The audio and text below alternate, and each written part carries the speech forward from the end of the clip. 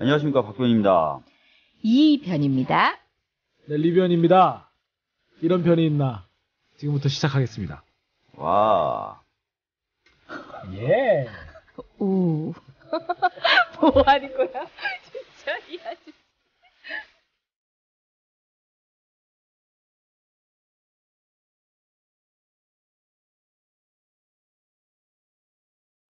너무 추워요. 안녕하세요. 이런 변이 있나? 세 변이 모두 모였습니다. 반가우시죠? 네. 날씨는 많이 따뜻해진 것 같기도 하다가도 또 찬바람이 불고 막 그러네요. 예. 이제 마지막 기승을 부리고 있는 것 같아요. 네, 어떻게 오시는 길은 편안하셨어요? 이번에? 제가 편안했을 리가요. 실은 저희 지금 녹음 시간을 예정하고 있었는데 제가 또 전문 방송인이잖아요. 생방은 절대 늦지 않습니다. 그런데 또 녹음 방송에 한 5분 정도 늦어주는 늦었다고? 센스. 늦어주는 센스예요? 네. 여러분 아마추어 두 분께서 준비가 되시는 동안 네. 이제 저는 이미 이제 좀 활활 이렇게 시동을 걸어서 왔기 때문에 딱 맞춰 시작할 수 있잖아요. 맞췄습니다. 네. 네. 맞춰서 와주셔서 감사합니다. 예. 너무 추운 날씨인데 이게 뭐 주말까지 가나요? 글쎄요, 갑자기 날씨를 물어보시니. 우리 저 준비된 것만 좀 물어봐 주세요. 그렇게 얘기하니까 우리가 앞으로 할 얘기들은 다 준비돼서 주고받는 것 같잖아요. 그 정도 준비선만 있었으면 우리 프로 아마 1위 했을 텐데. 그럼 앞으로 좀 준비 좀 해갖고 해볼까요? 우리가 실은 지금 뭐 이제 금요일 방송하면 거의 이제 화요일 저녁부터 시작해서 한 2박 3일을 준비를 하잖아요. 앞으로는 한 3박 4일 정도 준비하는 걸로 네. 조금 더 노력을 기하는 게 좋을 것 같아요. 우리가 아무리 베테랑이지만 2박 3일은 부족했던 것 같아요. 그래요. 그러면 이제 우리가 팟짱에서 1위에 등극하는 겁니까? 그건 4박 5일 정도 해줘야. 아직 그 정도는 다들 이제 가정이 있으신 몸이라, 네. 팟빵 1위는 이제 가정보다 후순위로. 네. 예. 먼저 오늘은 모든, 주제를 앞서는, 말씀. 우리 이광철 변호사님께서 묵직한 목소리로 컨셉 잡아서 해주실 거예요. 책 광고 한번 하겠습니다. 와우. 제가 쓴 책은 아니고요. 저희 통합진보당 해산 사건의 대리인들이 해산 결정, 헌법재판소의 결정에 대해서 뭐 평석이라고 이름을 법률가들이 이름 붙여서 부릅니다만은 그 결정의 문제에 대해서 김선수 변호사님께서 대표 집필하시고 대리인들이 좀 검토를 한 것을 저희가 책으로 냈습니다. 그리고 그 책 말미에 저 역시 대리인단에 속해 계셨던 이재화 변호사님 그리고 많은 도움을 주셨던 헌법학자 두 분, 건국대 한상희 선생님 그리고 경희대 정태호 선생님 이 세 분이 대담을 나누셨어요. 네. 그래서 한 10몇 개 꼭지를 나눠가지고 소주제를 잡아서 대담을 나누었는데 헌재 결정의 아주 상세한 문제에서부터 또 헌재 결정이 갖고 있는 역사적 혹은 정치적 맥락의 문제점 이런 것들에 대해서도 굉장히 핵심이 잘 정리되어 있을 뿐만 아니라 쉽고 또 그리고 해산 결정 이전에 민주노동당부터 한국진보정당 운동의 역사 그리고 이 헌재 결정이 있기까지의 모든 과정과 절차들도 중요한 사료로서의 가치도 굉장히 상세하게 기록이 돼 있어서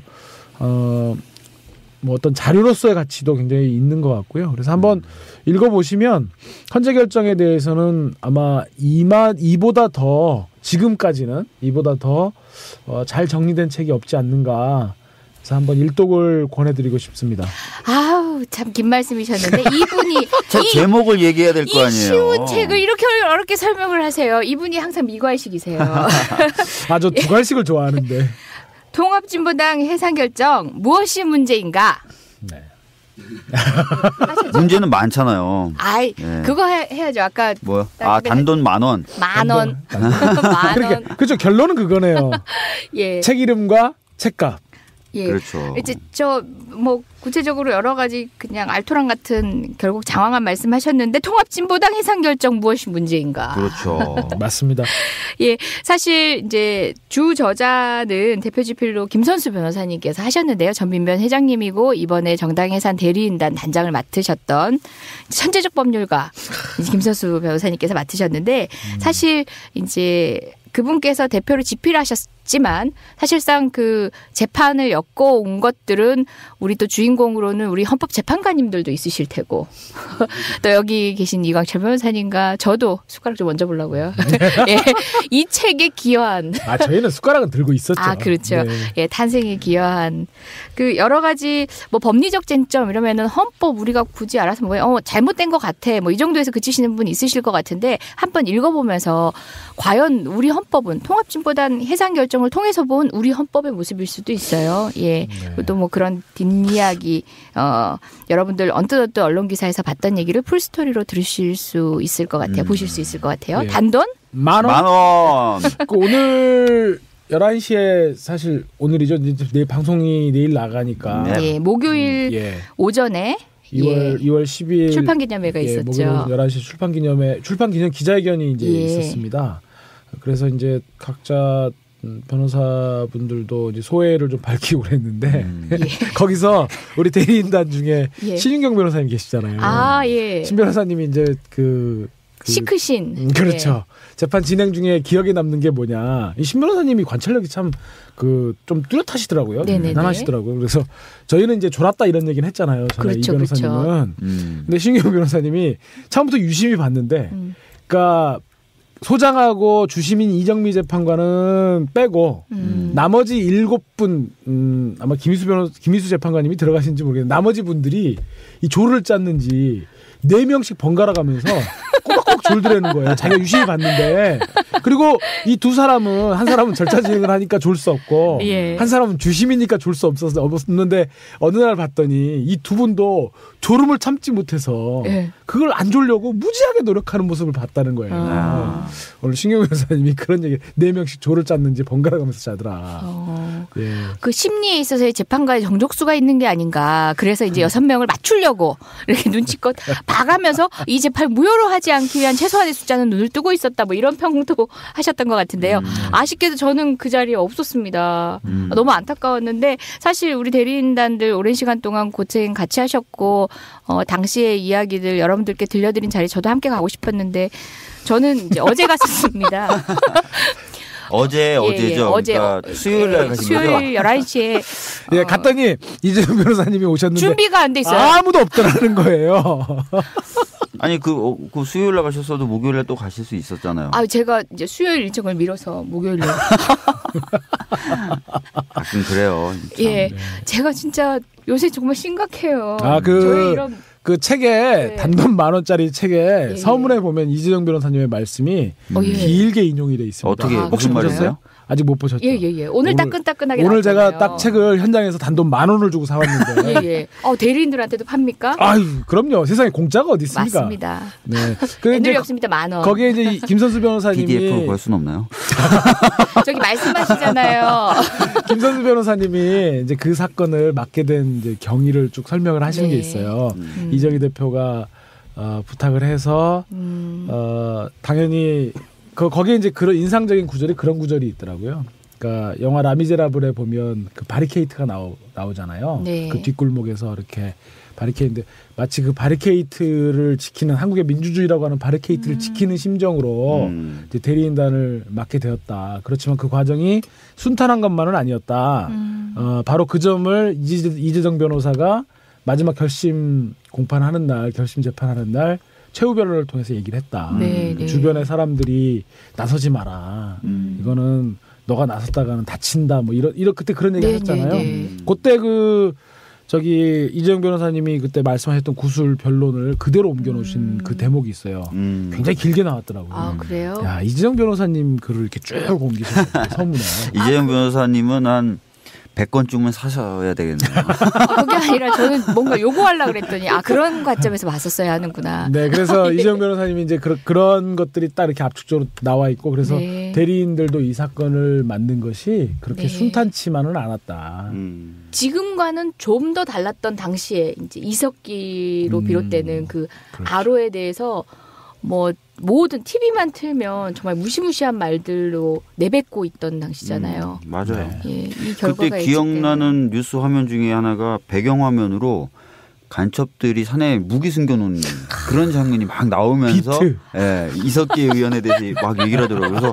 그래서 야, 저건 해도 너무 심하다. 저거는 해도 막 이런 생각이 있었는데 그 TV조선인가요? TV조선? 모르겠어요. 어느 방송인지.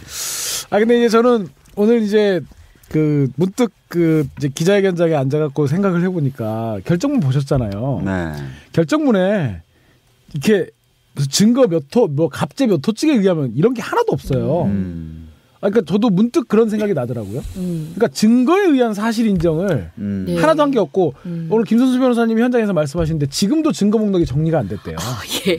그러니까 저희가 재판을 결심을 하고 나면 증거 목록을 정리를 해서 붙이잖아요. 사실 인정에 대한 증거 정리를 마치잖아요. 네. 결심하고 나면 증거를 못 받잖아요, 또. 그러고 나서 이제 판사들이 판결문 쓸 때 사실 인정된 사실 그래가지고 갑제 네네. 몇 호증, 을제 몇 호증 또 양측의 다툼이 없는 사실에 의하면 이러이러한 것들이 인정된다고 이렇게 쭉 사실들을 네네. 늘어놓잖아요. 증거에다가 순번을 붙여서 인용을 그렇죠. 하는데요. 아 그러니까 예. 그런데 지금 생각해보니까 제가 그 결정문을 읽을 때는 몰랐는데 보니까 예. 뭐 갑제 몇 호증이니 을제 몇 호증이니 하는 말이 한마디도 없는 것 같아요. 그러네요. 오히려 대리인들이 어디에 있는 증거하고 이 내용은 다르다라면서 그런 점만 저희가 찾았던 기억만 있는데 실제 그런 식으로 인용해서 거시하지 그러니까 않았어요? 예, 예. 실제로 무슨 17만 쪽을 냈네, 무슨 트럭 세 대분을 갖다 냈네 하는데 그거는 진짜 말 그대로 낸 사람들도 다 뭐 안 봤을 거고 김서구 검사 정도나 이제 증거 설명하려고 읽은 것 같고 네. 진짜 그거 갖고 헌재 재판관들은 하나도 안 본 거고요. 대리인들만 예. 그거 붙들고 끙끙끙 알아가면서 그러네요. 전부 다 밑줄 그어가면서 보고 재판을 하자는 게 아니었는데 우리가 재판을 우리끼리 그렇죠. 그냥 우리만. 예, 편면적으로 했네요. 우리만 벽 재판한 보고 거죠. 벽 보고. 재판관들은 야. 하나도 증거도 안 보고 결정문도 증거도 안 보고 썼는데 아. 그분들은 문학을 하셨잖아요. 정치를 하셨죠. 정치 문학. 정치 문학 정문을 소설. 소설 중에서도 장르가 있죠. 아. 근데 이건 진짜 좀 심각한 문제일 수도 있겠는데 아무리 민사소송법과 민사소송에 관련된 규정들을 따라서 진행했다 하더라도 뭐 어떤 증거로 어떤 사실이 인정됐는지는 네. 밝혀줘야 되는 거잖아요. 예. 만약 이런 민사 판결문 나왔다가는 뭐 그 판사 옷 벗어야 했지 않았을까요? 그렇죠. 근무 평정에 의해서는 안 나가는 거죠. 예. 이얘 정신 있는 거야 없는 거야 했을 거예요. 예. 아니 그러니까 가만 보면 저는 이제 그런 생각이 들어요. 그러니까 제가 우리 대리인들은 네. 법원과 헌재에 대한 믿음을 전제로 하는 직업이잖아요, 사실은. 그걸 믿지 못하면 그렇죠. 아, 저 사람들 저 법정에 저기 법대에 앉아 있는 저 판사, 재판관을 우리가 설득할 수 있다. 네. 법리와 판례와 법에 대한 해석을 갖고 네네. 그 믿음이 있으니까 사실 우리 변호사 하는 거잖아요. 그렇죠. 근데 그 사람들은 전혀 법리에 의해서 증거에 의해서 재판할 생각이 없었던 사람들이었어요. 네. 그러니까 지금 생각해 보면 우리는 정말 헛짓거리를 한 거죠. 우리는. 그러네요. 그러니까 그때서부터 적극적으로 법정에서 맞서서 싸웠어야 되는 게 아닌가. 때로는 퇴장도 불사하고. 그러게요. 물론 이제 그러면 또 신문에 났겠죠. 통합진보당 대리인들. 변호사 자질을 의심하며. 역시 네. 저들은 변호사가 아니었다. 그러게요. 아, 사실 뭐 이 판결을 비롯해서 최근의 판결들 보면서 변호사인 게 정말 무력감이 느껴질 정도잖아요. 네. 사실 우리 주머니를 위해서도 사실상 이게 법이라는 건 우리가 전문 지식이라는 거는 나의 전문 지식을 이렇게 제시하고 적용을 했을 때 그게 받아들여진 틀이 있을 때 의미가 있는데 사실상 보면 전문인으로서 법률 전문인으로서의 변호사는 이제 무용하다. 그러니까 이런 생각도 듭니다. 지금 이제 또 이 판결이 당연히 통합진보당이 이제 해산되는 효과도 있고 그것은 이제 드러나고 있지만 사실 드러나지 않는 이면에 한국 사회 이제 광풍과 같은 분위기를 반영하는 몇 가지 또 그 후과가 있잖아요. 네. 예를 들면 우리 통합진보당 해산 사건에 대리인으로 참여하셨던 한 변호사님 사무실에 예. 알게 모르게 법무부가 이렇게 치졸한 보복을 한다든지 뭐 그렇게 의심되어지는 예, 의심되어지는 그런 예전하고는 것들을 한다든지. 상당히 다른 방식의 이제 불이익이 있어서 그리고 예. 저희 통합진보당 또 대리인 의심은 중에 하고 한 있죠. 변호사님께서 국회 토론에 참석을 하려고 그랬는데 예. 그게 이제 군 그 가산점 문제로 네. 여성단체에서는 굉장히 옛날에 99년도 헌재에서 그 위헌 결정 난 이후로 군 가산점 그러니까 군 필자 군대를 갔다 온 사람들이 공직이라든지 할 때 가산점을 주는 거 네. 거기에 대해서 토론회가 있어가지고 저희 대리인 중에 한 분께서 이제 그 토론회 전문가로 그 패널로 참석하려고 그랬는데 참석을 요청했죠. 네, 처음에 요청 받았고 섭외가 됐었는데 워낙 뭐 그 분야에 있어서는 의견을 많이 피력했고 언론 노출도 많았던 변호사죠. 이분은 뭐 말씀드려도 될 것 같아요. 예. 이미 알려졌기 때문에 이한본 변호사님께서 원래 이제 또 여성 또 이분이 저희 연수원 동기인데 이분이 또 그 여성법학회 또 학회장이기도 하셨어요. 여성위원회 민변 여성위원회에서 굉장히 맹활약을 그렇죠. 하시잖아요. 최초의 남성위원회죠. 네, 남성위원회. 예. 그러니까 여성이 그 여성법학회 남성 공동 회장이셨어요. 근데 어쨌든 그래서 이분이 이제 군 가산점 문제라든지 이런 여성 정책에 있어서는 굉장히 뭐 이런 토론회도 활발히 나가시고 그랬는데 이번에 나가려고 그랬는데 새누리당의 황진아 의원실에서 저 사람 저 통합진보당 대리인이었지 않냐 이렇게 해가지고 결국은 참석이 불허 됐다는 거 아닙니까? 뭐 사실상 이제 공식적으로는 뭐 저희도 여러 경로를 알아보는데 뭐 다 뭐 그렇지 않을 거다 뭐 이런 식으로 얘기하는데 그런 얘기가 들려오더라라고 이제 실무선에서 나도 확인은 안 해봤지만 들려오더라 해서 저희가 이제 의심을 하고 있습니다. 갑자기 변경될 이유가 전혀 없는데 다음에 모시겠습니다 하고 이제 거절당해서 그런가 보다 했는데 그 실무에 관여하셨던 분 중에 한 분이 실은 그게 이제 그 위원장실에서 다 주관을 했는데 아마도 그 이유 때문에 그랬다는 얘기가 있습니다 하고 전언을 해준 거죠. 여러 경로를 확인하니까 그런 전언이 지금 퍼지고 있고 사실상 확인은 저희가 위원장한테 물어봐야 되고 그 보좌관이 얘기를 해줘야 되는데 그 팩트는 확인하지 않았지만 그러면 의심할 예를 들어서 뭐 수밖에 없는 상황입니다. 살인 사건의 변론을 맡으면 그 사형제 폐지에는 못 나가는 건가요? 사형제 폐지 토론회에는 못 나가는 건가요? 사실 예전에 이제 미국에서 그 공산당 또는 뭐 공산당원이었다 뭐 이러면은 그날 예전에 이제 미국 뭐 40년대 뭐 이럴 때는 굉장히 사회적으로 무시무시한 분위기였잖아요. 그래서 변호사들이 막 변호를 안 하려고 그랬었대요. 그래서 막 미국에서는 변호를 강제하는 막 그런 규정을 만들까 막 이런 식으로 막 하기도 했었고 아니 당연히 변호를 해줘야 되는데 분위기가 이렇게 되면은 막 그런 어떤 헌법적인 메커니즘이 작동을 안 하게 되잖아요. 네. 그래서 변호사들이 진짜 이재정 변호사님이나 다른 분들도 힘들고 어렵게 결단을 내리셔서 변호를 한 건데 그걸 가지고 이렇게 사회적으로 굉장히 좀 이해가 안 되네요. 그죠? 여러분들이 생각하시기에는 이제 뭐 제 얘기를 인용했다고 이제 하시는데 여러분한테 방송 중에 제가 그 말씀을 드린 적이 있는 것 같은데 아니 뭐 다 염려하는 사람들 이렇게 얘기하면은 뭐 나이 드신 분들 뭐 그런 분들 몇 분이 그냥 우려의 목소리를 전하셨겠지 하는데 실제 우리 변호사님들 법률가들이 명색이 법이라는 게 자의적으로 집행될 수 없다. 불이익이라는 것은 법률의 근거를 두고 합당하게만 공권력은 집행할 수 있다. 그러니까 그런 불이익을 왜 걱정해 하셔야 될 분들이 염려의 목소리를 전해오셔서 저는 굉장히 놀랬고요. 제가 사실은 며칠 전에 좀 들은 얘기가 있어요. 누군지 밝힐 수는 없는데 이 이제 통합진보당과 관련된 어떤 변호를 맡으신 어떤 분에 대해서 지금 검찰이 과거사 사건하고 다른 어떤 방향으로 또 내사를 하고 있다는 얘기가 있더라고요. 혹시 저는 아니에요? 저는 아닌가요? 전가요? 나중에 말씀드릴게요. 아니 두 분은 아니고요. 다행입니다. 네. 이러면 안 되죠. 지금 뭐 그게 이제 물론 확인되지 않는 사실인데 진짜 이런 식으로 할 수도 있다는 생각이 들더라고요. 할 수도 있다. 실제 그런 우려를 전해왔던 변호사님들 그다음에 기자 그러니까 제가 뭐 업무상으로 이렇게 알면서 이제 뭐 처음엔 인터뷰와 인터뷰어로 만났다가 좀 뭐 선후배라고 부르는 관계가 된 친한 기자들 있잖아요. 그런 분들이 기자 정신이 또 뭡니까? 이 법률가들처럼 인권활동가처럼 이제 좀 그 옳은 것에 대한 무대뽀적인 의협심들이 있는 사람들이 의지가 있는 분들이잖아요. 그런 분들이 똑같이 우려의 목소리를 해오신 거예요. 그때 정말 놀랐어요. 다른 분도 아니고 이런 분들이. 그러니까 초등학교 교사하는 내 친구가 주부인 뭐 우리 엄마가까지는 이해를 해요.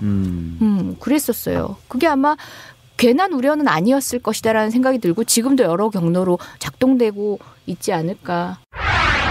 근데 저희가 또 자연스럽게 뭐 다음 주제로 또 넘어갈 수 있을 것 같은데 그런 점에서 법원의 판단 하나하나가 굉장히 중요한 거죠. 그러니까 헌재 결정도 그렇지만 뭔가 이 사회적인 분위기에서 막 나가는 브레이크 없는 공안 정국의 분위기들을 결국 이렇게 법원이 브레이크를 걸어줄 수 있다는 게 저는 참 되게 중요한 것 같아요. 그래서 뭐 다 그러셨겠지만 정말 원세훈 판결을 보면서 정말 아무 기대 없이 딱 봤는데 월요일 날 하루 종일 기분이 좋더라고요. 그리고 최근에 이런 우울하고 여러 가지로 통합진보당 해산 뒤끝에 대리인들을 어떻게 뒷조사를 한 해 만에 막 그런 얘기를 듣다가 이렇게 서울고등법원에서 이렇게 공직선거법 유죄 인정하고 원세훈에 대해서 징역 3년을 딱 선고하는데 월요일 날 너무 기분이 좋았어요. 하루 종일. 그러게요. 사실은 이날 선고가 있었다는 걸 알고는 있었는데 민변에서 저보고 좀 그 논평도 좀 준비하고 이럴 겸 법정에 좀 가보라 그랬는데 제가 사실 안 갔어요.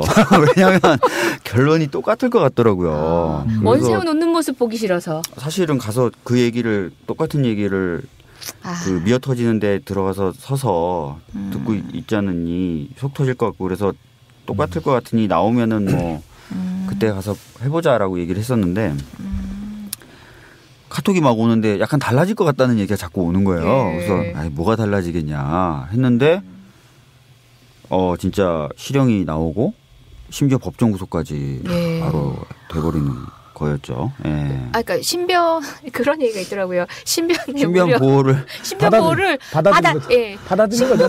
저를 계속하다 보니까 확실하게 받아준 거죠.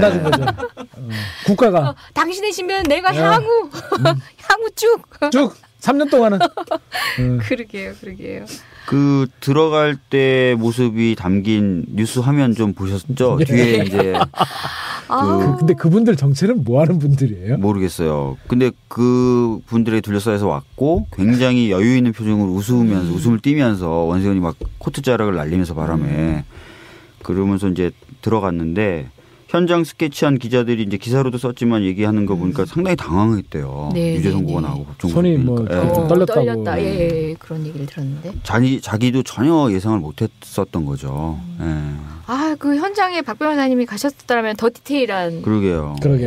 그런 얘기를 좀 전해드렸을 수 있었을 텐데 아쉽네요. 근데 저는 그 언론을 통해서 전해온 그 현장 분위기에 대한 얘기 중에 좀 독특하고 이례적이었던 게 이제 선고가 내려진 뒤에 재판장이 원세훈에게 할 말이 없는지를 물었더라고요. 그러니까 사실상 보통은 그렇지 않죠. 선고는 그냥 내려지고 나면 그걸로 이제 집행이 법정 구속이 집행되거나 이런 방식인데 아마 스스로에게 이제 원세훈 스스로에게 당신이 국가기관의 국가정보기관의 수장으로서 이런 일을 한 것에 대해서 국민에게 이것으로 달게 제값을 받는 것뿐만 아니라 국민에게 어떤 할 말이 없느냐라는 중엄한 어떤 질문이었을 것 같아요. 그럴 수 있겠죠. 그랬는데 이제 거기서 국가를 위해 한 일이라고 그랬나요? 그러니까 정말 국가를 위해서 그렇게 노력했으니까 가서 3년 동안 좀 쉬시라고. 그래요. 어쨌든 그날 제가 참 감동을 느꼈던 것은 새삼스럽게 그 검찰총장 하셨던 누구죠? 최동욱. 그분이 그날 좀 저는 많이 떠오르더라고요. 참 지금 어디선가 참 인고의 시간을 보내고 계실 것 같은데요. 어쨌건 물론 이 사건의 단초를 제공하는데 많은 분들의 기여가 있었죠. 권은희 지금 현 의원도 그중에 한 분이실 거고 또 국정원 직원으로서 이 사건을 제보했던 김상욱 선생님도 아마 그중에 한 분일 터이고 하지만 지금 그래도 작은아마 원세훈의 공직선거법의 무죄를 확인하는 순간에서 가장 결정적인 분수령은 검찰의 기소였을 거 아니에요? 그렇죠. 그죠? 그때 정권의 정통성을 건드리는 그런 문제에 대해서 황교안과 그렇게 맞서서 어찌됐건 기소를 관철해낸 최동욱 총장의 그 뚝심과 그리고 그런 최동욱 총장의 뜻을 적극적으로 받들어서 치열하게 수사하고 어쨌든 쫓겨나는 그날까지 공소제기에 심혈을 기울였던 윤석열 팀장을 비롯한 여러 수사 실무 검사님들의 그런 노고가 이분들의 그런 보이지 않는 그런 희생과 그리고 보이지 않는 곳에서 그 열정과 또 뭐 헌법에 대한 충성심이라고 그럴까요? 그렇게 이름 붙이면 너무 거창한지 모르겠는데 그런 것들이 결국 오늘날 그 진실에게 조그만 발언대를 조그맣지만 진실을 말할 수 있는 발언대를 주고 또 정의가 결국은 승리한다라는 소박한 상식을 확인시켜준 그분들이 정말 저는 존경의 마음을 그날 갖게 됐어요. 그 기억을 좀 더듬어 보면은 구속을 시키느냐 마느냐 원세훈을 그 다음에 적용법조를 공소법 위반을 포함시키느냐 마느냐 제목에 그걸 가지고 이제 황교안 법무부 장관하고 최동욱 전 검찰총장이 상당히 많은 충돌을 빚었다라는 보도들이 계속 나왔었죠. 그랬죠. 결과적으로 불구속으로 하되 공직선거법 위반은 집어넣는 식으로 타협이 됐다. 이렇게 기소는 이렇게 되는 걸로 됐고 그 이후에 이제 지금 이강철 변호사님 말씀하셨지만 갑자기 이제 뜬금없이 최동욱 전 검찰총장의 혼외자 그런 이야기가 계속 나왔었고 그다음에 윤석열 팀장은 항명을 했다라는 이유로 또 팀장에서 이제 물러나게 됐었죠. 항명의 이유는 뭐 보고를 제대로 하지 않고 국정원 직원들에 대해서 구속 시도를 했다거나 여러 가지 이유들을 들어서 그렇게 얘기를 했는데 자기는 여러 차례 수사 관련된 내용들을 보고를 했었고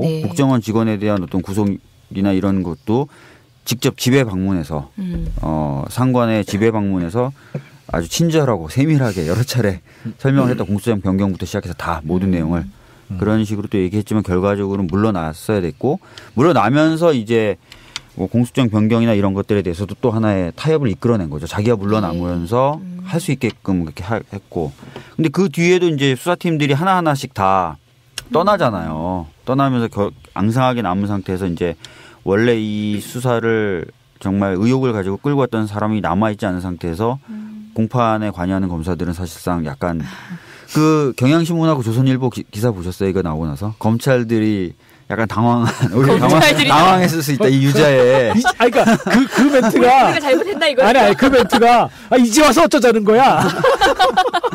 이제 무죄를 주면 어쩌자는 거야.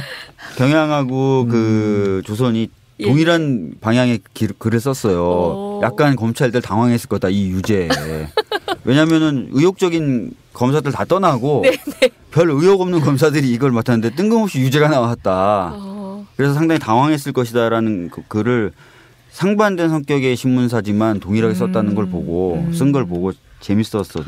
우리가 이 시점에서 정말 조선일보는 특별히 기억을 해둬야 됩니다. 오늘 뭐 한겨레 신문에서도 그 뒷이야기를 이렇게 쭉 파노라마처럼 이렇게 서술한 기사가 오늘 나왔던데요. 오늘이니까 이제 방송을 들으시는 분들께는 이제 목요일인 거죠. 근데 거기 보면 조선일보가 김창균 정치부장 겸 논설위원 정치부장이었나요? 하여튼 칼럼을 일면에 실어가지고 대선 개입하려고 그랬으면 332 사이트에 들어가서 했겠냐라는 식의 일면 칼럼을 실어서 그게 이제 한겨레는 정권이 조선일보를 통해서 검찰에 보내는 신호였다. 결국 그래서 아이러니컬하게도 그 기소를 관철시킨 최동욱에 대한 보복은 조선일보 보도를 통해서 또 나왔다는 거. 그리고 조선일보는 그 보도를 내세워서 항상 진실 앞에 용감한 신문 그리고 어떤 권력 앞에 당당한 신문이라고 하는 걸로 또 무슨 상인가를 받았어요. 또 그 상을 받으면서 조선일보가 자사를 또 그렇게 카피를 해갖고 그러니까 조선일보는 참 대단한 신문이라는 생각이 들어요. 그리고 어쨌거나 지금 현재 국면에서도 결국은 그렇기 때문에 한국 사회에서 가장 큰 적이라고 그럴까요? 그건 결국은 이제 조선일보다라는 생각을 다시 한번 하게 됐는데 어쨌건 그렇게 해서 집요하게 조선일보 시도대로 해서 공직선거법이 1심에서 무죄가 나오고 항소심도 박주민 변호사님이 오죽하면 법정에 안 들어가셨겠어요?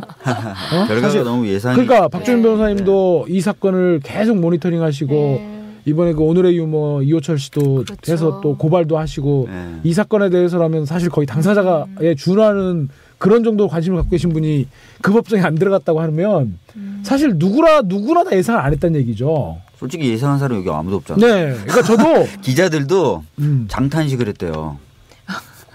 아 기사 빡시게 써야 되겠구나. 그런 생각 안 하고 들어갔는데 닥친 일이 걱정. 판결문 1시간 동안 읽었어요. 1시간 동안 읽으면서 마감 다가오는데 기사 쓸 것만 읽으면서 막 기자들이 막 죽으려고 그랬대요. 아니 그러니까 그 누구도 예상하지 못했던 그거를 혼자 그렇게 재판부 세 분이서 김성환 부장판사님이 배석 판사들하고 그 진짜 고독한 시간 동안 그것들을 그렇게 검토해서 쓰셨다는 게 정말 감동스럽더라고요. 저는. 그 김상한 부장이라는 분이 이제 이 판결로 유명해졌는데 그분이 이제 판결문 읽기 전에 모두에 그렇게 얘기했대요. 가끔 판사는 이 형사사건 같은 경우 이제 하게 되다 보면 굉장히 고독한 존재가 되어가는 것 같다. 홀로 떨어져서 이 사건을 판결문 쓰면서 또 이 판결이 어떤 영향을 미칠까를 또 고민하면서 그런 것들 다 혼자 누구한테도 얘기도 못하고 그런 것들을 이제 쭉 하는 과정이 굉장히 괴로웠다라는 취지의 얘기를 했다 그러고요. 또 판결문을 다 써놓고 이제 친구들이 궁금했나 보죠. 어떻게 썼냐? 막 이러면 판사는 판결로 얘기하니까 기다려라고 또 이렇게 얘기를 했다는 후문이 또 너무 멋있는 있더라고요. 것 같아요. 아니 저는 그렇게 고뇌해서 쓴 판결이라면 설령 우리의 결론과 좀 그 기대하는 결론과 다르더라도 받아들일 수 있을 것 같습니다. 그렇게 깊이 고뇌하셨다면. 1심하고 크게 달라진 부분을 좀 짚어봐야 될 것 같은데 이건철 변호사님 어때요? 1심하고 왜 갑자기 결론이 달라진 것 같아요? 일단 1심에서 결론이 달라진 가장 큰 부분은 시큐리티 파일이라고 해서요. 그 안에 그 파일 안에 이제 국정원 직원들이 심지연단 내에서 활동했던 트위터의 그 활동 내역들이 그 안에 상세히 있었죠.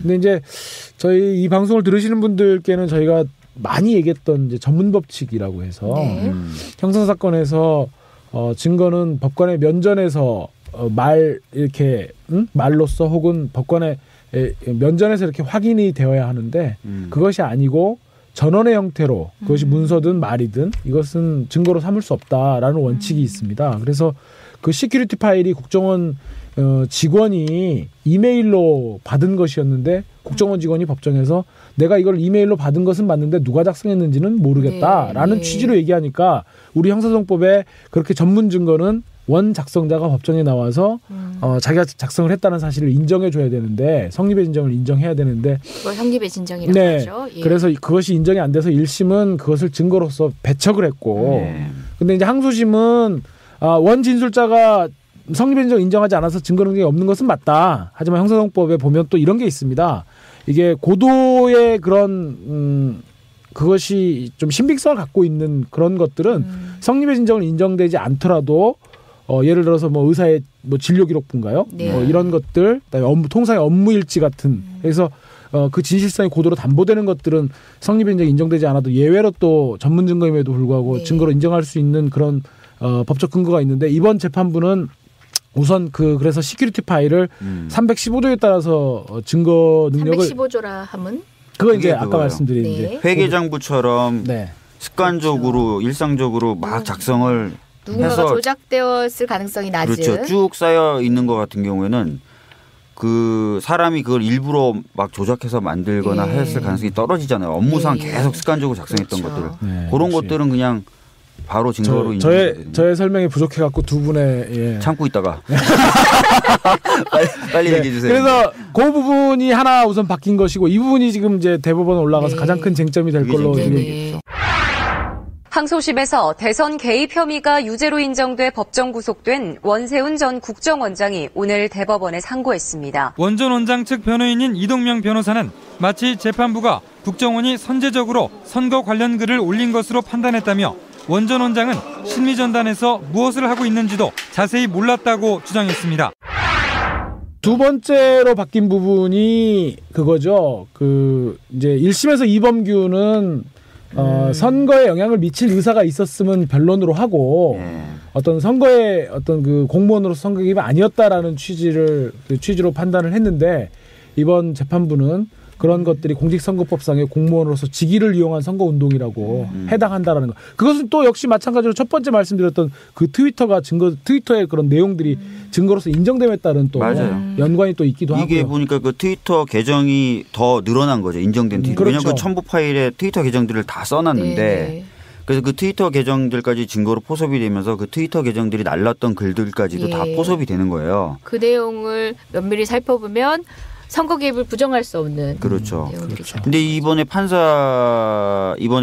이 판결 내린 판사가 공을 좀 많이 들였다는 느낌이 드는 게 박근혜 대통령이 당시 대선 후보로 결정된 그 순간 8월 20일 2012년 8월 20일을 계기로 그 글을 분석해 보니까 정치 관여를 하고 선거에 관여했다고 보이는 글이 확 역전이 된다는 거예요. 그 비중이 판단을 예. 하셔서. 그래서 거의 77%까지 올라가더라. 글 중에. 이런 걸 사실은 검찰이 주장한 게 아니거든요. 그거를 판사가 그 글을 보고 분류를 다 이렇게 한 거니까 공을 상당히 많이 들인 사실관계 판단에 있어서는. 근데 이제 아까 이강철 변호사님 말씀하셨듯이 그 315조 형사선법 그걸 적용하여서 요 트위터 계정과 그 트위터 계정이 쓴 그 글들을 대거 포섭한 부분이 대법원 가서 유지가 될 것이냐, 대법원이 이범균 판사하고 또 동일한 판단을 할 것이냐, 아니면 고등법원에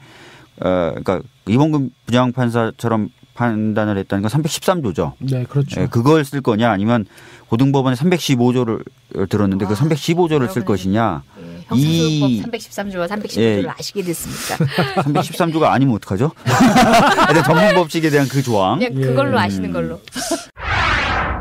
형사소송법 313조 맞습니다. 대법원 상고심의 쟁점은 결국 형소법 313조와 315조의 다툼이 되는 셈이라는 게 이런 변의 분석입니다. 지금 이제 대법원 올라가서 쟁점들이 이제 이거 말고도 그리고 이제 대법원에 이제 3개의 소부가 있잖아요. 대법관 4분이 한 부를 구성해 갖고 1, 2, 3부가 있는데 그래서 전체 대법관 14분 중에서 한 분은 대법원장은 대법관은 아니죠. 그죠? 그래서 그 대법원장과 13명의 대법관이 있는데 대법원장 빼고 한 명의 대법관은 법원행정처 처장을 하면서 재판 업무에서 배제되어 있고 그렇죠. 그렇게 해서 12분의 대법관이 3개의 부를 구성해서 이제 소부를 하는데 과연 이 재판이 소부에서 판단될 거냐 아니면 전원합의체로 갈 거냐 하는 것도 사실 초미의 관심사고요. 그리고 전원합의체 갔다고 했을 때 사실 그 얘기가 있었거든요. 이범균 부장판사가 양승태 대법원장이 대법관 시절에 전속 재판연구관이었다.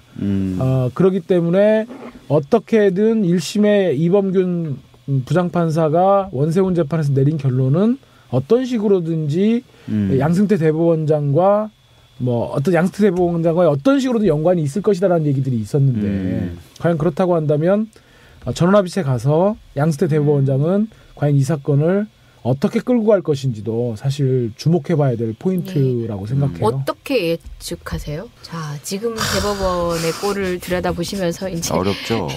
제가 어제 그 기자 한 분으로부터 전화를 받았어요. 그러니까 어제니까 이제 수요일이죠. 그리고 내일 조연아 선거공판이 있는데 자 예언 다시 해주시죠. 그러면서 저보고 그래서 저는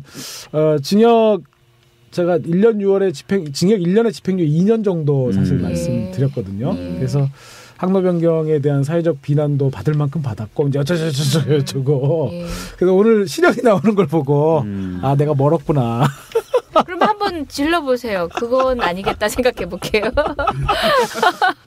지금 대법원이 굉장히 보수적이잖아요. 그리고 뭔가 그 정권이나 기업에 부담이 되는 일들은 잘 안 하시잖아요. 그래서 그렇게 이것에 대해서 첫째는 결정을 굉장히 오래 끌 것 같아요. 근데 구속 사건이라서. 그렇구나. 그렇죠. 원세훈 구속. 그럼 빨리 결정을 한다면 적어도 6개월 안에는 끝내야죠. 빨리 결정을 한다면 이범균 부장의 손을 들어줄 수도 있다. 그렇게 좀 예상이 되네요. 저는 이제 먼저 하시죠. 저는 배팅에 안 걸려 있으면은 함부로 발언하지 않습니다. 예측하지 않습니다. 돈 걸고 얘기하는 스타일이라서. 전문 방송인은 다르시네. 말씀하세요. 네. 저는 이제 대법원이 지금 여론의 추이를 열라 살필 것 같아요. 과연 이 판결로 과연 국민들 여론이 박근혜가 더 이상 대통령직을 수행할 수 없을 정도의 정통성의 하자가 있다고 보는지 국회에서의 논의는 어떤지 언론은 또 이 부분을 어떻게 받아들이는지 사실 지금 문재인 대표 체제가 출범을 했어요. 그리고 문재인 대표가 첫날 첫 행사로 욕 엄청 먹었지만 어쨌든 전직 대통령 이승만 박정희 대통령을 참배했고 그리고 이분이 이제 문재인 대표가 이 무죄 판결로 인해서 박근혜 대통령이 사과를 요구했지만 그것은 퇴진이라든가 어떤 선거에 대한 불복의 방점이 찍혀 있다기보다는 대통령으로서 국정원 개혁을 철저히 하겠다는 좀 계기로 삼아라라는 쪽에 방점이 가 있는 것 같고 국민들도 물론 저는 공감하지 않지만 뭐 국정원의 대선 개입으로 인해서 108만 표 정도의 표차가 벌어졌겠는가라고 하는 부분에서 좀 부정적인 인식이 좀 다수인 것 같고 저는 그래서 이 사건을 대법원이 유죄를 그러니까 고등법원의 판결을 유지한다고 그래도 큰 부담은 없겠다.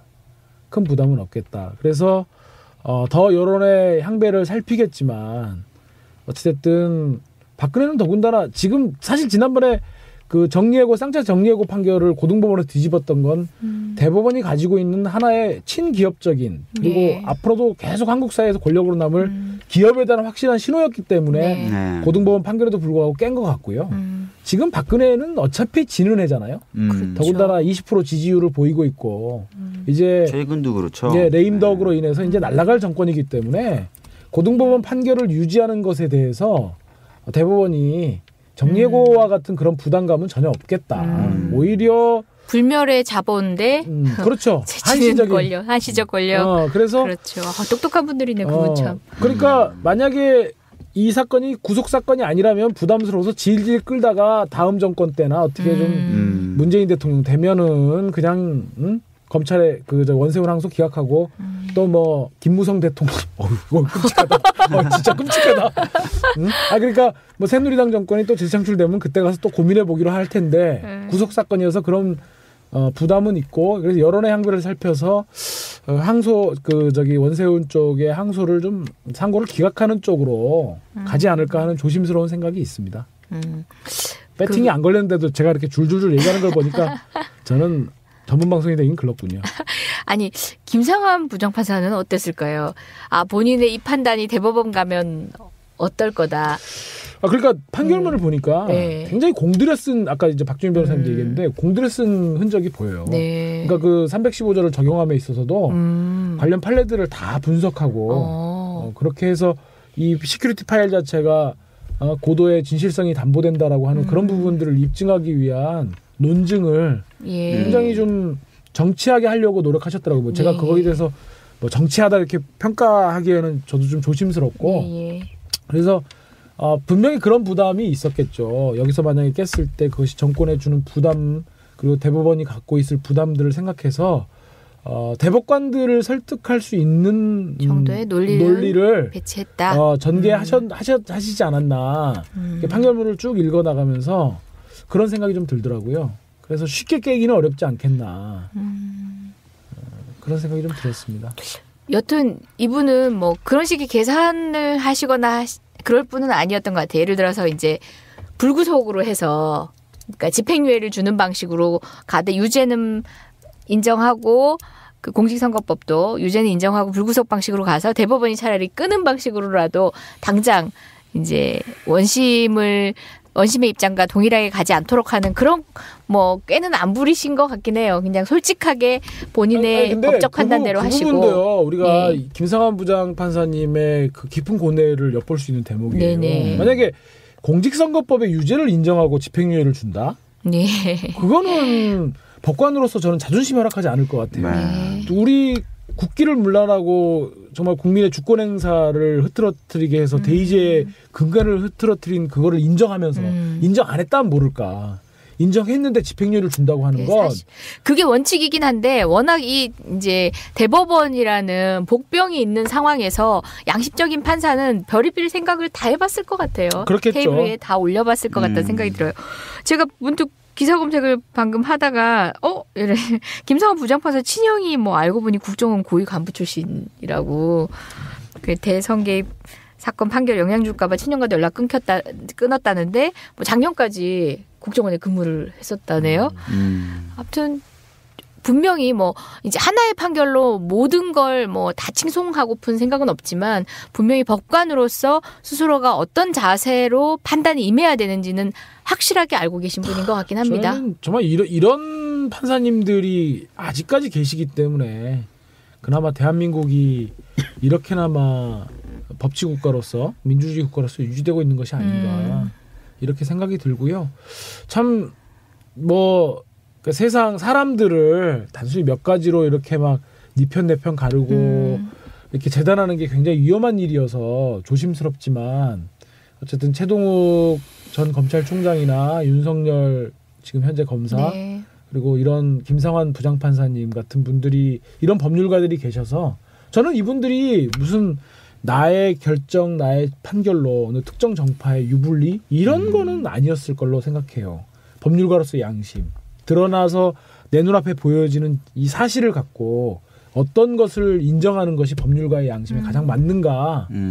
어떤 판사님은 판사로서의 직업적 양심을 얘기하면서 별 개떡 같은 논리를 전개한 바도 있지만 그 직업적 양심은 지금 생각해도 참 궤변 중에 궤변인 것 같은데 그런 법률가로서의 양심에 자기의 고뇌들을 다 묻고 그 법률가로서 양심에 배반하지 않기 위해서 용기를 발휘하시고 그런 것들을 이렇게 세상에 드러내 보여주신 분들이야말로 진정한 법률가라는 생각이 들고요. 뭐 우리 전에도 몇 번 얘기했지만 윤석열 검사 같은 분들은 노면 안 된다는 거 아니었습니까? 이해창이 되든다. 확실한 보수주의자로서 그런. 하지만 정말 이러한 법률가가 합의하고 공감할 수 있는 그런 법률가적인 양심을 보여주신데 정말 경의를 표하고 싶습니다. 사실은 이번 판결 나오고 나서 이 판결을 한 김상환 부장에 대해서 보수 언론이 공격을 할 거라고 생각을 했었는데 그런 보도는 없었어요. 왜 그런지 좀 살펴봤더니 과거에도 좀 엄벌주의자더라고요. 그리고 뭐 재벌이든 누구든 잘못했으면 잘못했다고 네네. 꾸짖는 스타일이었기 때문에 아마 보수 언론도 섣불리 지금 공격을 못 하고 있는 것 같아요. 신기하네. 보통 이런 판결 나면 막 보수 언론에서 막 공격하잖아요. 이 사람이 어떤 편향성을 갖고 있다거나. 집에 가서 막 저기 하는 데모하는데 어버이들께서. 게다가 또 생각보다 보도가 안 돼서 왜 그렇지 했는데 저쪽에서 물어뜯기 좋은 거였는데 낙검수 판결 부분은 생각보다 부각을 안 시키더라고요. 어느 쪽에서도. 아 그분이 또 낙검수 항소심 무죄 주셨던. 그건 어느 쪽에서도 이제 뭐 그닥 그 부분이 괜히 노출돼봤자 이야기거리에 불과하지 이 부분의 어떤 판결의 경향성을 보여주는 뭐 주된 얘기는 아니어서 그랬던 것 같긴 합니다. 예, 원세훈 판결 아마 대법원에서 또 그 3일 3이냐 3일 5냐를 가지고 또 이제 경론이 벌어질 거고 그때 가서 한번 저희가 더 다루면 될 것 같고요. 일단 2부에서는 조연아 그다음에 댓글 판사 이런 것들로 좀 이야기를 꾸며보겠습니다. 그럼 2부로 가시죠. 2부로. 원세훈 사건 상고심에 대한 전망을 다룬 KBS 기사 일부 들려드립니다. 참고용입니다. 검찰은 원 전 원장을 공무원 신분으로 선거운동을 한 혐의로 기소했습니다. 선거법은 특정 후보자의 당선 또는 낙선을 위한 행동을 선거운동으로 규정하고 있습니다. 1심은 국정원 직원들이 정치에 관여만 했을 뿐 특정 후보를 당선시킬 목적은 없었다고 봤지만 항소심은 당선 목적을 인정했습니다. 원 전 원장은 국정원이 대선 전국에 휩쓸리지 않도록 직원들을 철저히 관리하라고 수차례 지시했습니다. 1심은 이런 지시를 선거에 개입하지 말라는 뜻으로 해석했지만 항소심은 댓글 활동 등이 외부에 드러나지 않도록 조심하라는 것으로 해석했습니다.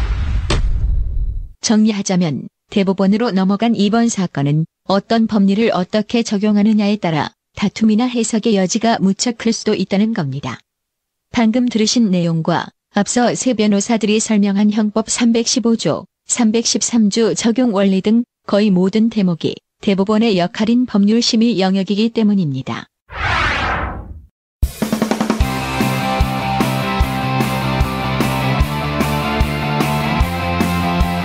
지금 여러분께서는 이재정, 이광철, 박주민 변호사가 진행하는 이런 변이 있나를 듣고 계십니다. 이 방송은 매주 금요일 낮 4시부터 5시 반까지 국민 라디오를 통해 가장 먼저 청취하실 수 있고 팟캐스트 포털 팟빵에서 다시 들으실 수 있습니다.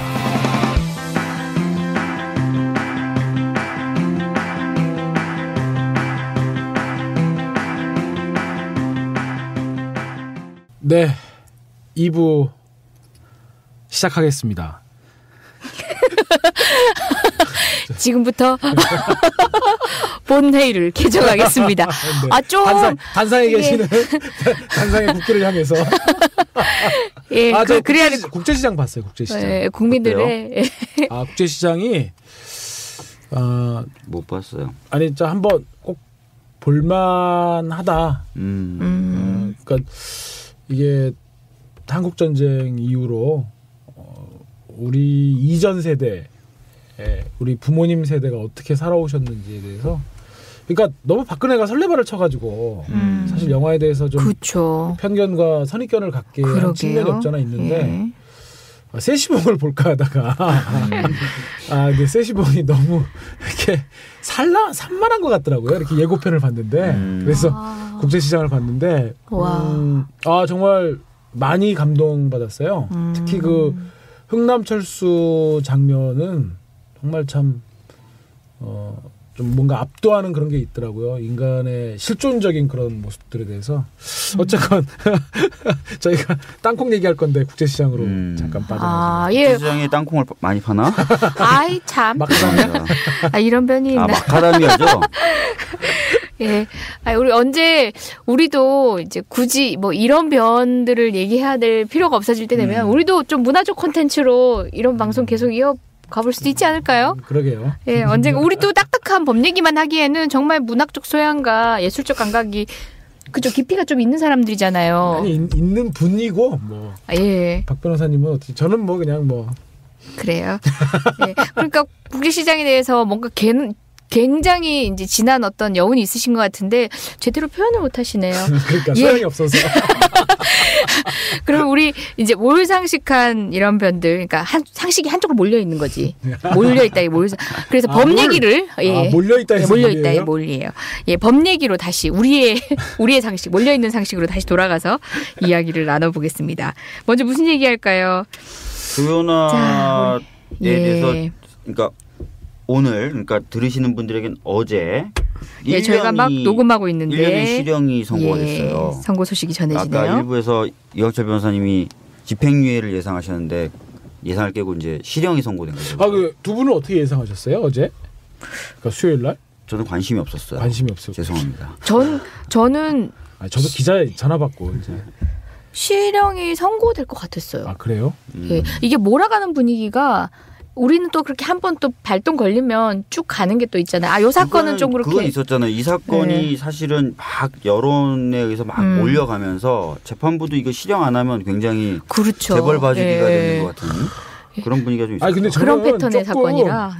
그런 부분에서 이번 수사와 판결에 조금 이제 우려?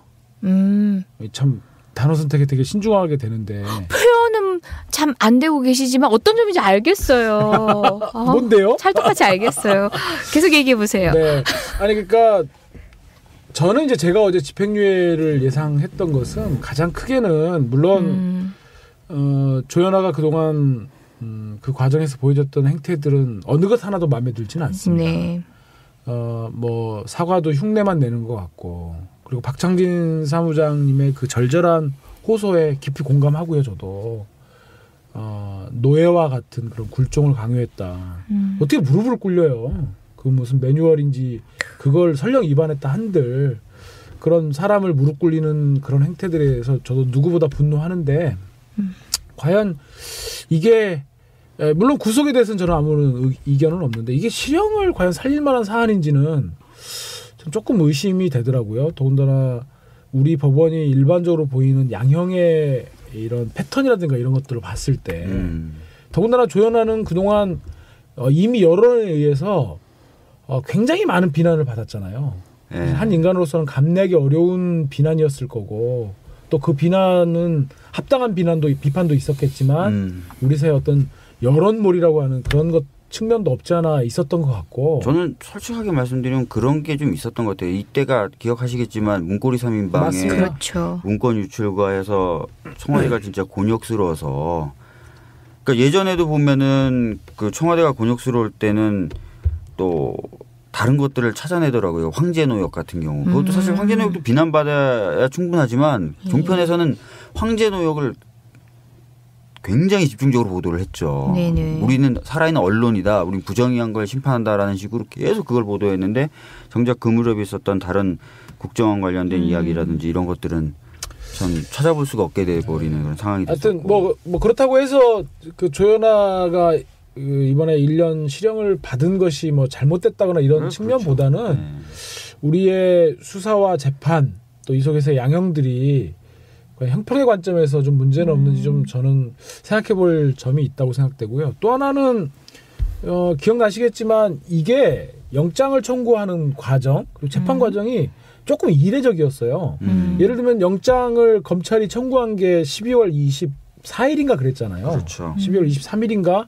근데 영장 실질심사는 12월 30일 날 열렸단 말이에요. 한참 있다 열렸죠. 그러니까 이게 증거인멸이라든지 도주의 우려 때문에 원래 구속영장을 청구하는데 청구일로부터 실질심사까지 거의 일주일 동안의 시간을 준 것이 도대체 이게 뭔지 저는 이해가 안 되더라고요. 그러니까. 그 사이에 그러면 다 도주를 하라는 건지 그러게. 아니면 증거를 다 인멸하는 건지 그것도 좀 기이했고 이 재판도 더군다나 재판이 3번밖에 진행이 안 됐습니다. 혹시 저기 하신지 모르겠는데 그리고 굉장히 이례적이게도 지금 구속돼가지고 기소돼서 선고날까지 딱 45일밖에 안 걸렸거든요. 그래서 이런 것들이 혹여 재판부가 빨리빨리 진행하고 그동안의 미결구금 일수를 확보해서 사실 미결구금을 통해서 처벌 효과를 준 다음에 집행유예를 주려는 것은 아닌가라는 그런 생각도 저는 좀 했었고 그렇기 때문에 오늘 실형 선고는 조금 저의 예상과는 다른데요. 어찌됐건 또 징역 1년이라고 하는 것이 또 그만큼 또 죄질이 무겁다라는 측면도 부인할 수는 없는 거고 특히 그 누구죠? 상무? 네.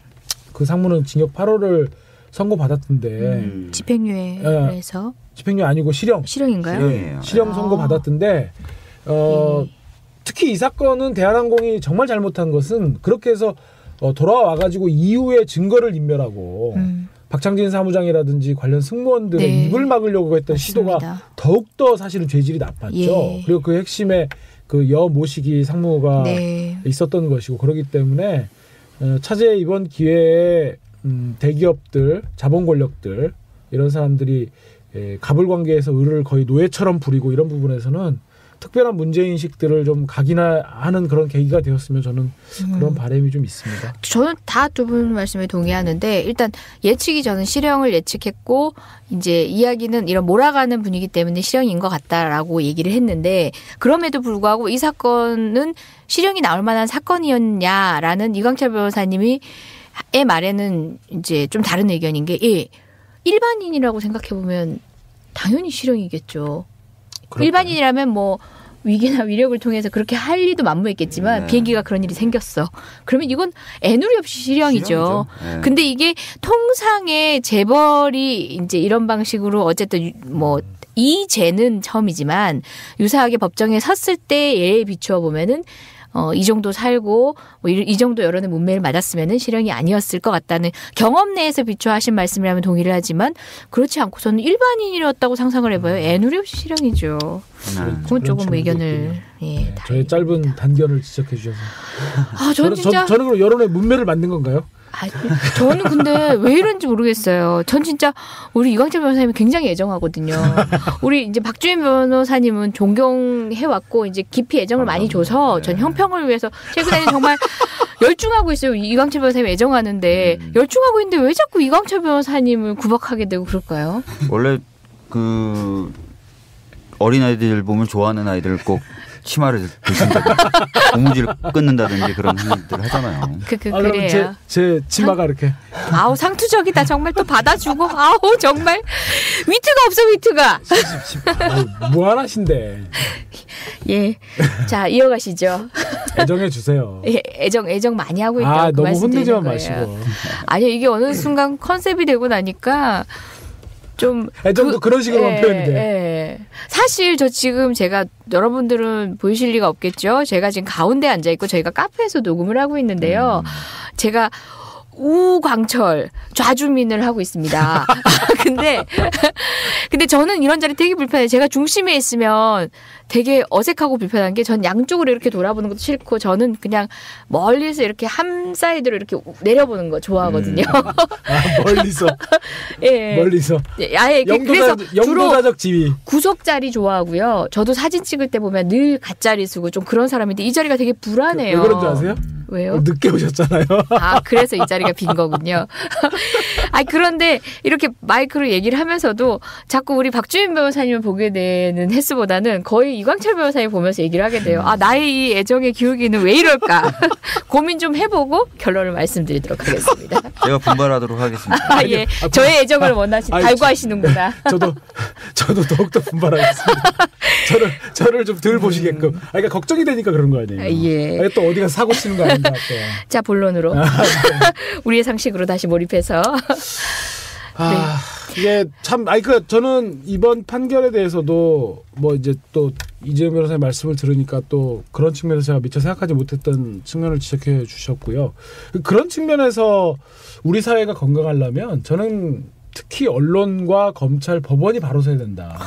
그러니까 전에도 저희 항상 했던 얘기지만 정치적 상황에 따라서 사회적인 격변의 상황에 따라서 사람들의 마음들이 출렁출렁 하잖아요. 이번처럼 이렇게 조금 이렇게 여론몰이 같은 것도 있고, 사람들 마음이라고 하는 것도 항상 이렇게 변화가 있는 거고, 또 때로는 이쪽이 좀 사람인들이 우우 몰려갔다가 또 어떤 때로 또 여기 우우 몰려갔다가 이런 것은 자연스러운 현상인데, 그때 국민들의 신뢰를 갖고 그 중심을 잡아주는 기관이 언론과 검찰과 법원이다. 네. 어떤 여러 가지 그런 여론의 추이 변화에 따라서 사회적인 갈등과 대립들이 더 격화되고 또 그것을 또 심판하고 지켜보는 언론이라든지 판단하는 검찰, 법원이 딱 어떤 상황에서 언론이 보도하면 국민들이 저게 진실이구나라고 믿어주고 또 법원이나 검찰이 어떤 거에서 판단을 내리면 저렇게 판단해서 저러기에 따르는 것이 맞겠다라고 하는 국민들의 신뢰를 갖는 것이 우리 사회를 위해서도 좀 바람직하지 않을까. 맞습니다. 예전에 이런 거 예전에 좀 부합했나? 예전에는 이거 이 얘기 들었어? 어쨌대 이렇게 에이 설마 텔레비에 나왔어? 이러면 이랬거든요. 그렇죠. 예. 그런 신뢰 다 어디 갔어? 그러게요. 지금 다 쓰레기들이잖아요. 여기서 말하는 쓰레기는 TV조선 엄성섭 앵커가 내뱉은 쓰레기라는 말과 다른 얘기인 거 아시죠? 이게 자기가 무슨 새정치민주연합의 정보원도 아니고 기자가 이게 기자예요? 이게 완전 쓰레기지 거의. 쓰레기? 자, 다음 주제로 연결해 쓰레기라는 화두를 시작해볼까요? 자, 우리 쓰레기. 여기저기 있는 산적한 쓰레기. 이번 쓰레기는 박주민 변호사님이 열어주시면 어떨까요? 네. 예, 제가 쓰레기를 잘 여는데요. 웃겨요? 좀 웃어주고. 애정이 부족해. 애정이 부족해, 진짜. 논란이 되는 판사가 또 하나 있어요. 이분이 왜 이런지 모르겠는데 현직 부장판사인데 한 10,000건 정도의 댓글을 기사에다가 막 다는, 이분은 일을 안 하시나 봐. 요즘 노래에 그런 거 있는데 댓글 달면 나란 일 하시는구나. 나란 일 하시네요. 나란 일 하셨나 보다 이분도. 원세훈 그걸 빗대서 노래가 하나 있잖아요. 아버지 뭐 하시노? 댓글 다십니다. 나란 일 하시는구나 이러면서.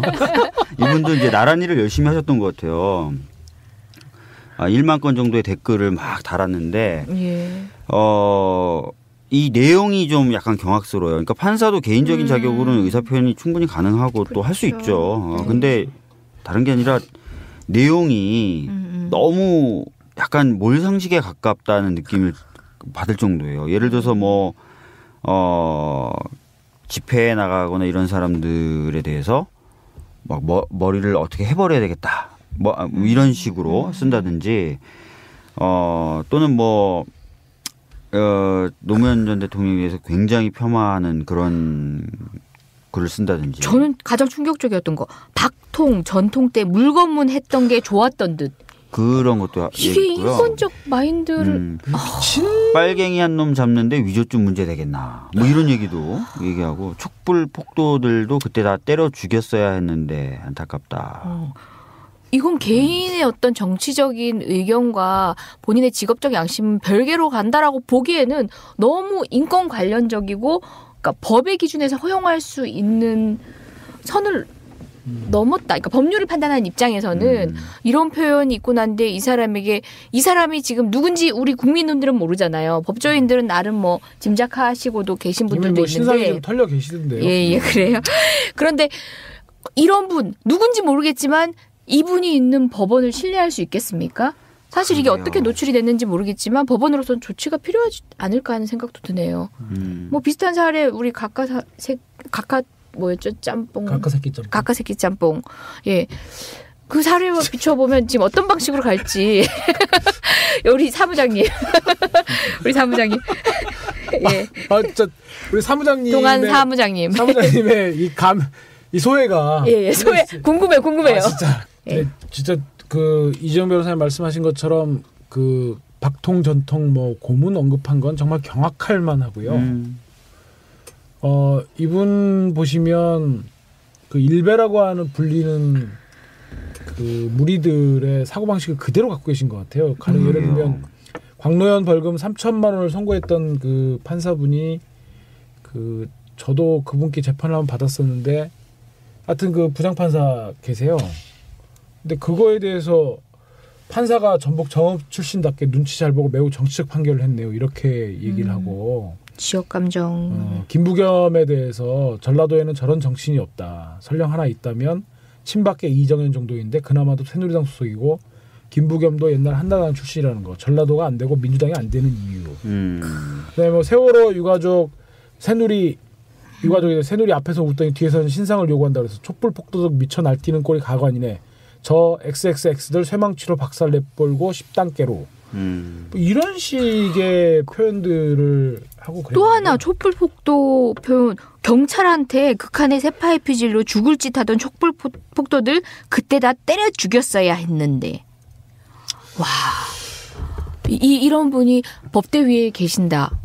법대 위에 있다가도 집회 시위 관련돼서 들어오시는 피고인들을 보면 때려주고 싶었겠다.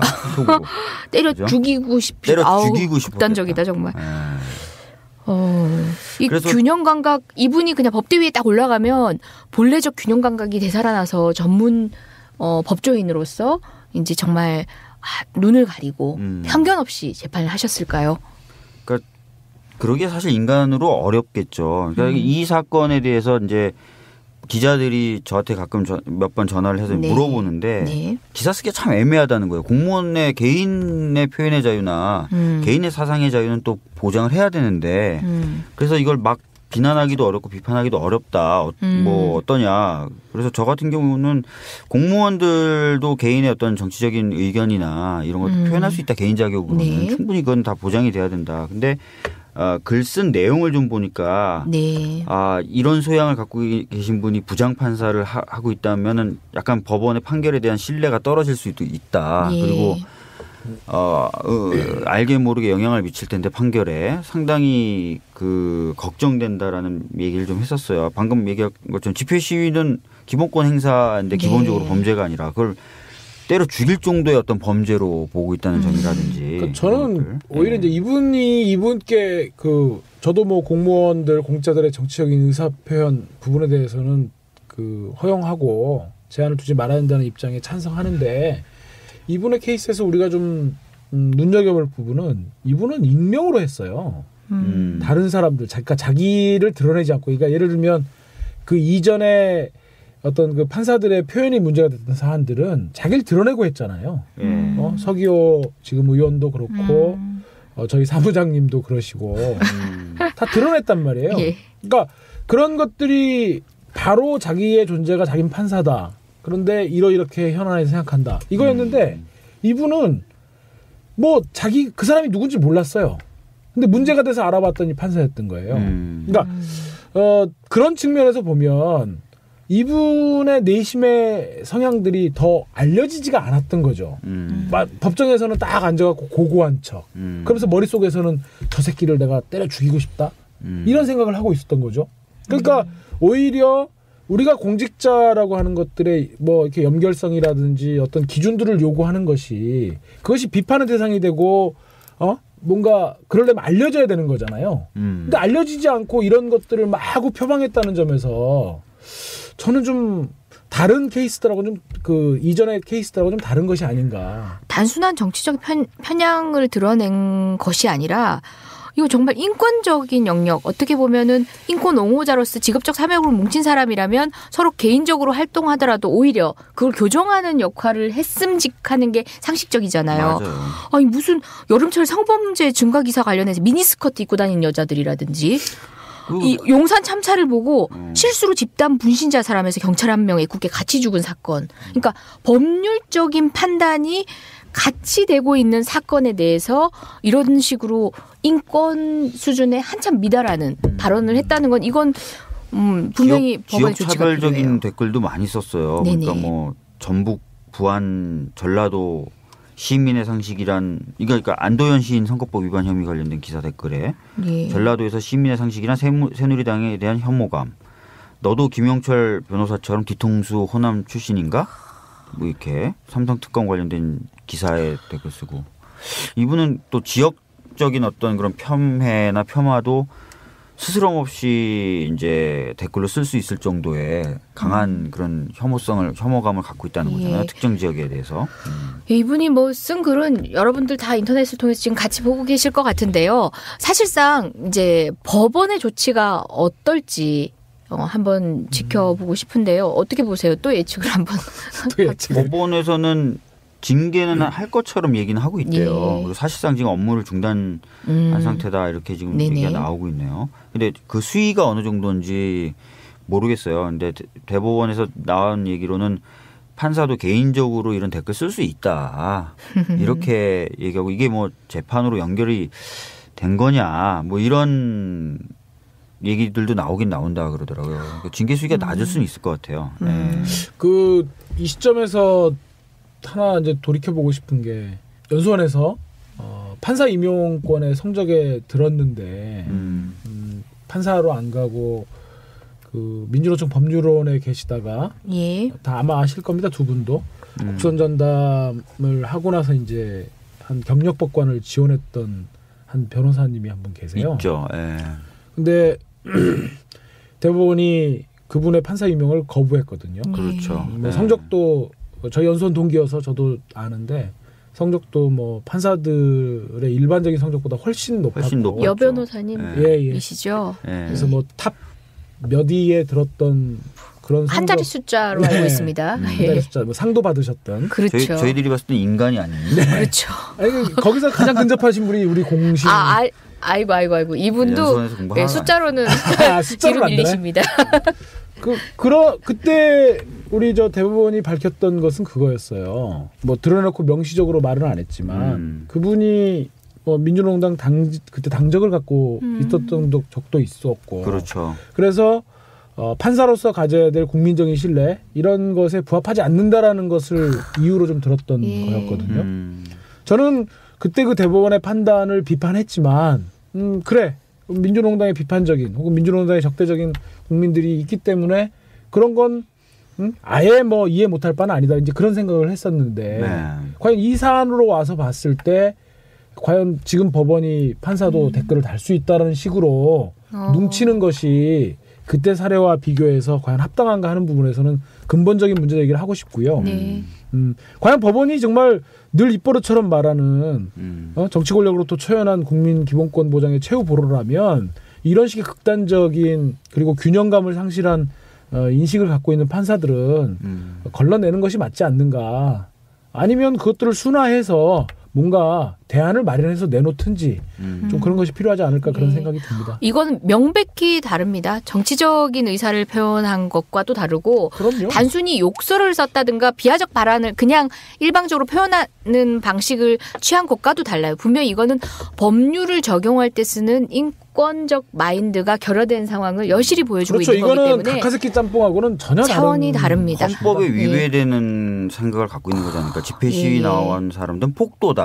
때려 죽여야 된다. 이건 직업과 연관시켜서 판단이 절실히 필요합니다. 되잖아요.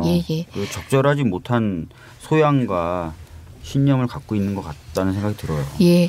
저희 오늘 방송은 여기까지로 마치고요.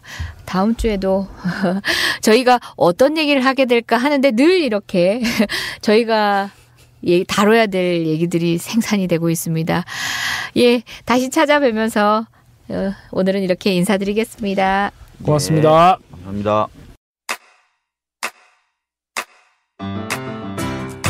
국민 라디오 지지하는 4가지 방법 아시나요? 다운로드하기, 별점 주기, 댓글 달기, 구독하기. 국민 라디오를 보다 많은 이들에게 전할 수 있는 가장 손쉬운 방법. 다운로드하기, 별점 주기, 댓글 달기, 구독하기. 잊지 마세요. 다운로드하기, 별점 주기, 댓글 달기, 구독하기.